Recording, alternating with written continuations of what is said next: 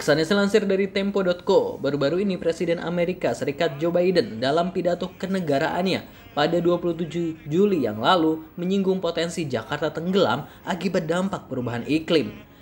Dengan naiknya permukaan air laut, maka topografi pesisir Jakarta yang saat ini sebagian sudah di bawah permukaan laut, Biden mengatakan dalam 10 tahun ke depan kemungkinan tenggelam secara permanen. Itu bukan isapan jempol. Terlebih saat ini wilayah Jakarta juga tanahnya terus mengalami penurunan tanah atau land subsidence.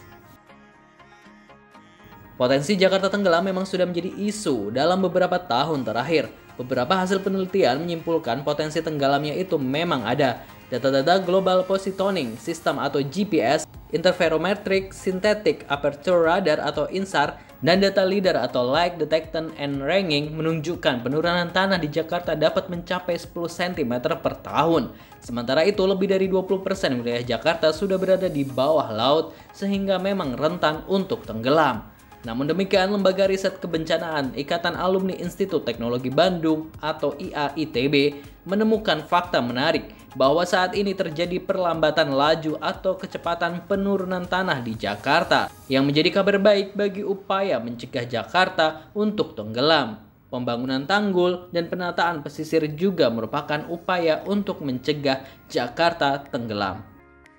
Dan lokasi ini Aksanesen ambil di kawasan Penjaringan Jakarta Utara, di mana Masjid Al-Waduna menjadi saksi bisu tenggelamnya perkampungan ini sejak tahun 2000 atau sudah 21 tahun terendam banjirop.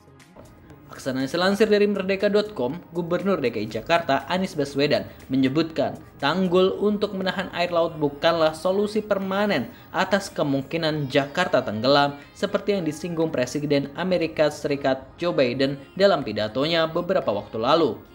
Menurut Anies, yang harus tidak boleh dilupakan adalah pengendalian eksploitasi air tanah yang dapat memperlambat penurunan muka tanah. Anies menjelaskan sejumlah upaya terus dilakukan Pemprov DKI untuk menekan penggunaan air tanah di ibu kota. Ia menyebut upaya itu antara lain dengan menindak pelanggaran yang dilakukan gedung-gedung karena penggunaan air tanah berlebih dan tidak melakukan penyaluran air pipa lewat Pam Jaya.